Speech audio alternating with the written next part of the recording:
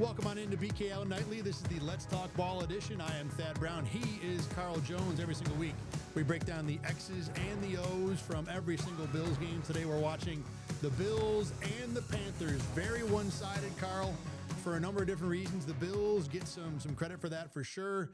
But as we will discuss, the Panthers had more than a significant helping of unforced error to contribute to this game that helped out the Bills. Let's start on the offensive side of the ball. And the number one story for the Bills coming out of this game was James Cook, his 216 yards, and the way this offense just utterly dominated in the ground game. And as much as James Cook deserves the credit, the O-line for sure gets a piece. But let's start with Joe Brady, because the Bills ran a lot of sweep, a lot of toss, and boy, it worked over and over and over. If I were to tell you the best players on the Panthers, you would probably most notably say J.C. Horn, but he doesn't matter in the run game. Outside of J.C. Horn, Derrick Brown, big boy in the middle. He's going to probably be a Pro Bowler at some point in his career, maybe even an All-Pro. So I think it's fairly smart to say, you know what? He's really good. Let's avoid him and get on the perimeter and take advantage of these much smaller edge defenders. I know the Panthers have infused a lot of resources at edge, but they're smaller guys. I think of Nick Scorton from A&M, the rookie, as well. He's not the biggest guy out there. He's not Greg Rousseau. So I think it's good on Joe Brady to get on the perimeter a little bit and take advantage of where the Panthers are lacking a little bit. I think Nick Scorton actually had a decent amount of fight. I was impressed with the battle he showed, even though you're right, he was undersized. The other thing, too, on the edge, and we're going to talk a little bit more about Tyrell Shavers, but with some of those guys that are out there, the Bills have good blocking receivers. So if you want to go our receivers and tight ends and fullback against your corners and, weak side linebackers, that in a lot of cases is going to be advantage Buffalo. The other thing that stood out to me, two things actually. Number one, the Panthers are more of a two-gap defensive tackle style. So that means they're not getting upfield immediately. They're more sit back and trying to occupy two spaces. Well, when you do that, it allows the offensive lineman an opportunity to get outside and to hook guys to create space for those outside runs. The other part of this for the Bills is that they were able to create space very, very easily and produce a run game that I think was simple to understand and certainly, a little bit out of the box for the Bills to be able to go outside as much as they did. Let's get into some of the individual players, because you and I both have different guys we want to spotlight that are not on the offensive line. The offensive line was good, but other guys who were a part of creating this run game space for the Bills. Reggie Gilliam is a hoss. I think of that long 64-yard touchdown in the first half where he's pulling a little bit and he meets that guy in the gap and boom, says, excuse me, and let me escort you over here. A few gaps to the left. James Cook is coming behind me. He has reservations for 6. He had a couple plays that weren't always explosive plays where you're like, man, he's really a nail in the run game. A hammer in the run game, making the Panthers a nail. Love to see that. And then also Jackson Hawes, I know we talked a lot about him in the first month of the season. I think he has passed a novelty at this point. He is a very important key cog in the machine of the Bills' run game. There aren't many tight ends that you trust to take defensive ends head up. There aren't many that you ask to do this in the National Football League. And the Bills ask of that at Jackson Hawes a few times a game. And this running game flows, not just because of scheme, not just because of James Cook and the O-line. You need the ancillary pieces around them to pitch in and do their part as well. Tyrell Shavers is the guy that I want to talk about. He is, in the last 2 or 3 weeks, become that wide receiver blocker the Bills seem to always have. It was Mac Hollins last year. Before that, it was Gabe Davis. Jake Kumerows had a turn with that. They always have somebody, it seems, who would be able to fill that role, that you can be a receiver, but you can also be a weapon as a blocker. And going into the season, I think we talked about it a little bit, I wasn't sure the Bills had that guy. I thought maybe Keon Coleman could be it. He certainly has the body to be that big blocker, but Shavers has clearly stepped up. His snap counts have gone up because of it, 28, 25 snaps the last 2 weeks, his highest 2 totals of the year. And on that play, and you're right, Reggie Gilliam has one of the better pulling clear-out blocks you'll ever see on a linebacker. But the reason that thing scores is because Tyrell Shavers is downfield with the safety in his back pocket for the entirety of the play, and it wasn't the only time he did that. He has just been such a hard worker, such a clean blocker, too. He does a lot of things technically right. Not all the time, but I'm very excited to see where he's at as a blocker, because this is brand new for him. It's not like he's been doing this for year over year over year. This is the first chance he's had to be able to be a part of this offensive philosophy, and so far it's been a resounding success. The last thing that I want to talk about with the run game, and I want to throw this at you for a second too, The Bills were pretty successful out of 11 personnel running. You talk about the big run plays in this game. They had, I counted 9 out of 11, 7 out of 21 or 22 or something heavier.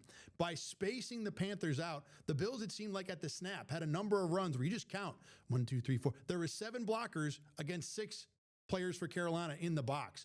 When you're playing 11 personnel, even if it wasn't spread out, as a defensive group or a defensive game plan, it kind of mystified me why the Panthers would go as far spread out as they would against an offense like the Bills that doesn't have a ton of downfield threats. It's not like you got to worry about someone blowing by you 30 yards when you know the number one game, the number one tool for this offense is running the ball. And yet the Panthers started in so many soft, deep, wide formations. It made any run good. I mean, the pitch was the right call, but Carl, it felt like to me the Bills could have ran the ball all day long on this. Yeah, the Panthers was just very conservative in how they approached this game. I mean, all the wide receiver screens that they were giving up, with the DBs 8, 9 yards off the ball. Even the nickels weren't necessarily playing over the apex alignment where they could make us play on those screens. They just played it like they were more so scared about the explosive play of Josh Allen. And at this point in this iteration of the Bills, I don't know if that's how a DC should approach things. So good on the Buffalo Bills for saying, you know what? If it ain't broke, don't fix it. This will not be the last time we question what the Panthers were doing in this contest. But let's talk about that passing game for the Bills, because it was a little bit of a hot button topic afterward, not only after the game, but on Monday when the coaches and coordinators met with the media. Where do you want to start when it comes to what's wrong with this passing game? And I think maybe more to the point, how wrong do you think it is at this point? I think it's broken. I truly do think it is. Ring the alarms and any verbiage that you want to use in terms of Super Bowl aspirations. And I think that's the one thing that I want to make abundantly clear every single time that we get on this program. I'm not talking about the Bills as if they're a wild card team. I'm not talking about them like they're the Cleveland Browns. This is a team that wants to raise a Lombardi trophy come February, and therefore the standards are higher, especially when you have 17 at quarterback. The first half of this game, the Bills did not complete a single pass past the line of scrimmage to a wide receiver. Not one. All of Khalil Shakir's catches were screen balls, and then every single completed pass was to a tight end. That is not sustainable, and you can't do that down in and down out against some of the better teams in the NFL. You think Steve Spagnuolo's not going to key in on that? You don't think the Denver Broncos and what they have going on, or what about Lou Anarumo and the great things that he's doing out there in Indianapolis? They have to get more production from the receiver position. And I think it's all parties involved that have to play better. Josh Allen's missing throws. Receivers aren't getting open. Joe Brady doesn't trust these guys to clearly go down the field because of all of these short dink and dump routes.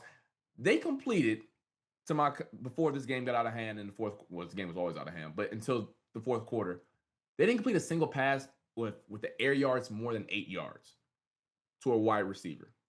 That can't continue to happen. If this was one thing, I get it. This has been a month now. Teams are keying in on this, and I don't know how do you fix this in terms of what player you bring in, but they have to figure out a way to fix this passing game, because it's an injustice to Josh Allen and all the great things that he can bring to your team, and basically neuter him in a way to make him a quarterback that's Dylan Gabriel. It can't be like this.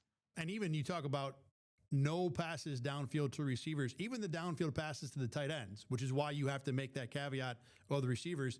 I think 2 of the 3 of them were scramble plays. The Jackson Haas one on the goal line is a scramble play. The Dawson Knox one near the goal line is a scramble play. Only the Dalton Kincaid 23-yarder in the first quarter, which was a nice offensive play. Really the only in structure deep pass the Bills threw all day long in a part of the game that mattered, was the only thing that happened. And to your point about how many other pieces are kind of getting infected by what's, I think, wrong down the field. And that's the way, you tell me if I'm wrong about this, but I think there's not enough talent down the field to open things up. And what's happening now is that the quarterback, understanding that, is now earlier and earlier giving up on what was in structure passing plays. Josh Allen multiple times in this game escaped from a pocket where there wasn't any pressure. To me, it feels like he's looking downfield and thinking, I'm losing there, I'm losing there, I'm losing there. Let me roll out somewhere and try and make something happen. That's why he's taking 16-yard sacks, in my opinion. Now, there were parts of this where Josh Allen just flat out missed throws. There's a throw to Elijah Moore on the sideline where your $250 million quarterback, he's got to make that one. But regardless, while there are other things that are wrong with this offense and this passing game, to me, it all stems, and you talked about a little bit, with there not being enough receivers, or at least receiving talent down the field. Especially down the field, I want to make that clear, because I do think that in the intermediate and even where Khalil Shakir likes to succeed at the line of scrimmage part of the game. I think they're okay. But when you play the Chiefs, I think back to the Chiefs in that postseason game, how they really were boa constrictors and how they basically said, we dare you to beat you over the top. I know Mac Hollins caught that pass over Trip McDuffie, and that was a beautiful play. How often do you see receivers running scot-free like that with no help that late into the postseason? It doesn't happen, and that was a type of lack of respect that they showed Mac Hollins and the Bills receivers at that point, and I think they're going to do the same exact thing, maybe not this Sunday, because Steve Spagnuolo is weird in how he approaches postseasons versus regular season. But when these games start to matter later in the year, that's how teams are going to approach this Bills offense. I didn't like some of the route combos in this game. There was a 13 personnel play late in the game where it looked like Joe Brady pretty much called for all three tight ends of the line to run next to each other 5 yards apart over the middle of the field. That didn't help. So there's a lot of schematic things that are going on, and maybe not a lot, but a chunk of it is that as well.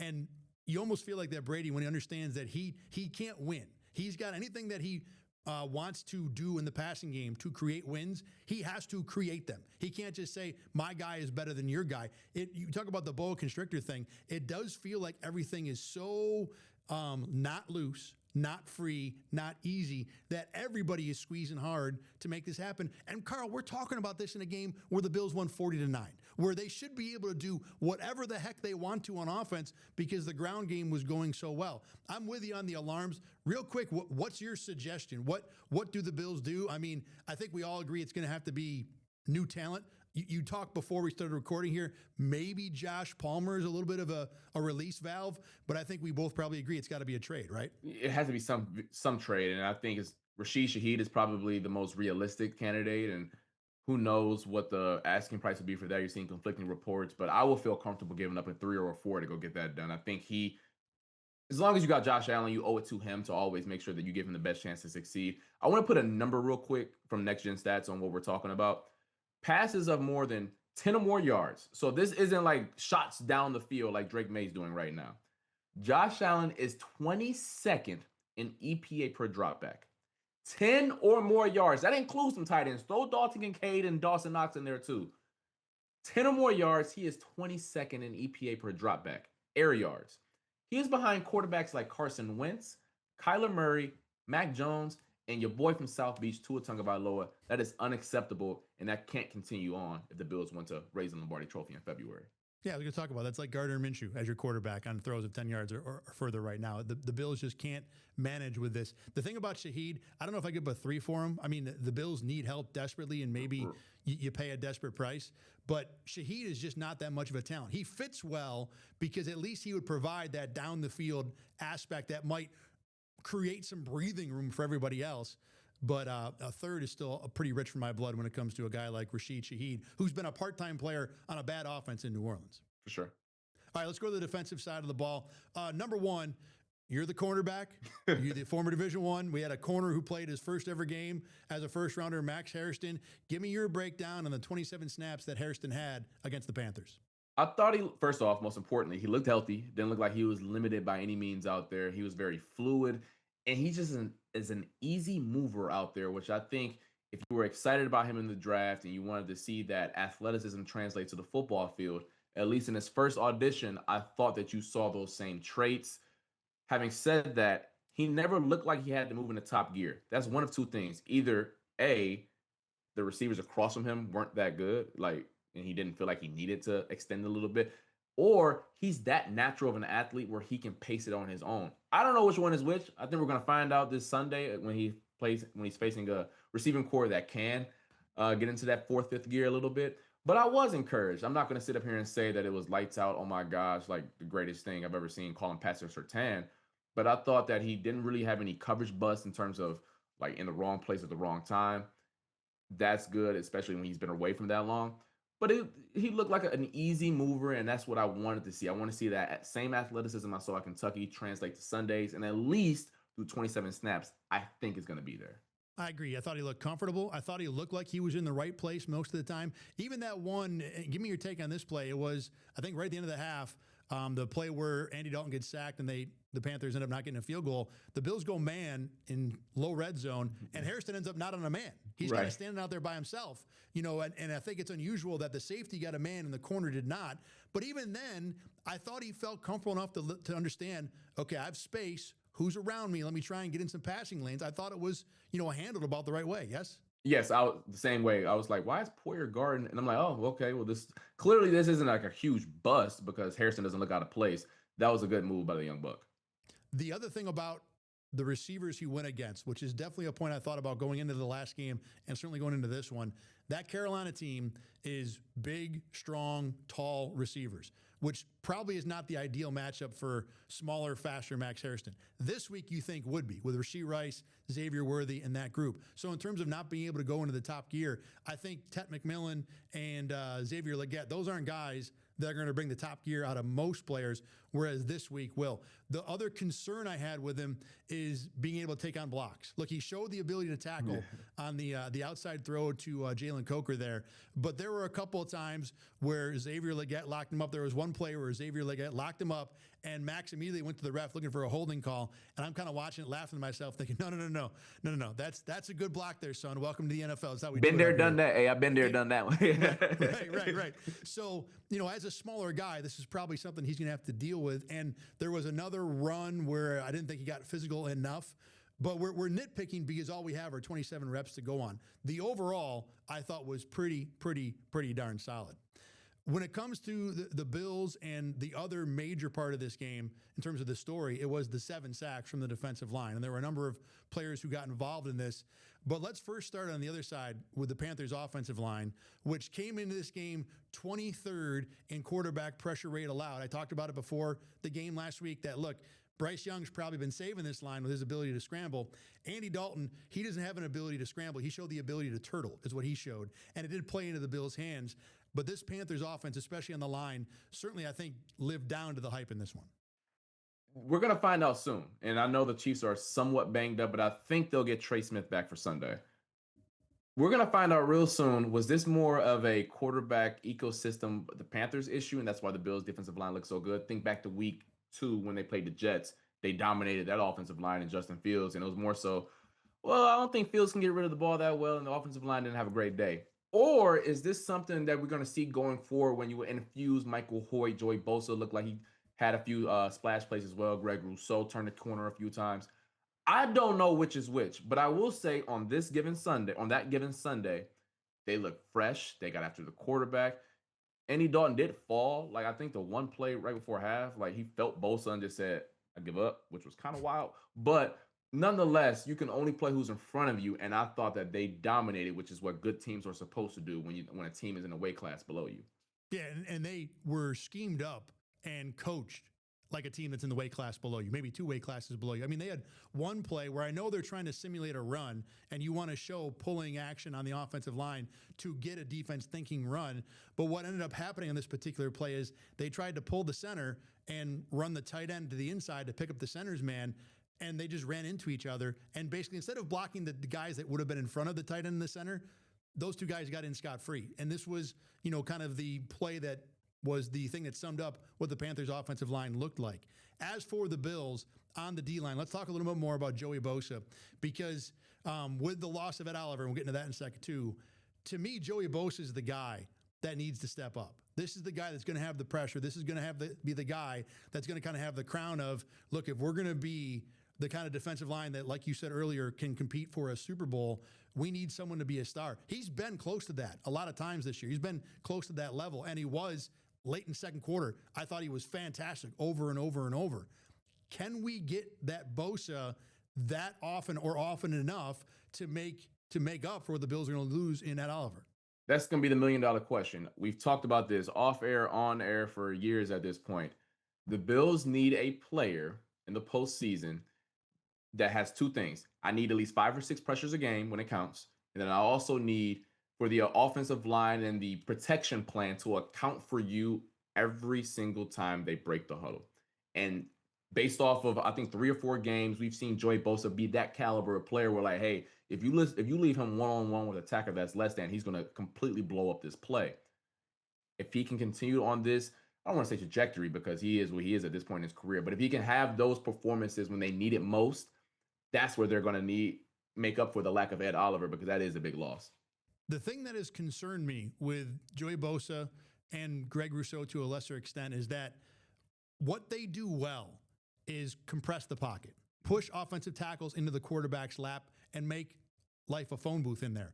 The problem is, while that probably would have worked 20 years ago when you had a number of, statuesque quarterbacks, the Drew Bledsoes of the world, who were dominating the NFL, now, as the Bills tell us all the time, everybody can scramble at quarterback. Everybody can move. So while, yes, that is creating pressure. Yes, that is getting a quarterback off his spot. I just watched Pat Mahomes last night be off his spot for most of the night against Washington. Didn't seem to bother him too much. So can those guys escape from blocks and release enough to actually make a quarterback tackle? It's not about quarterback pressures with the Bills. To me, it's about quarterback tackles. And, to your point, those are the things the Bills are going to need to get. Yes, 5 to 6 pressures at the beginning, but you've got to be able to release from those pressures because otherwise you're just going to be obstacles. And yeah, those things are a pain in the neck for a quarterback, but the elite guys you're going to see, whether it's Mahomes or if Baltimore figures things out and it's Lamar Jackson, those are things those guys can just flat out get around the way football is played here in 2025. Every quarterback stats drop when they're pressured. However, Andy Dalton's plummets. Patrick Mahomes takes a slight dip down. That's the difference that you're talking about. That it's a huge difference that you see every January.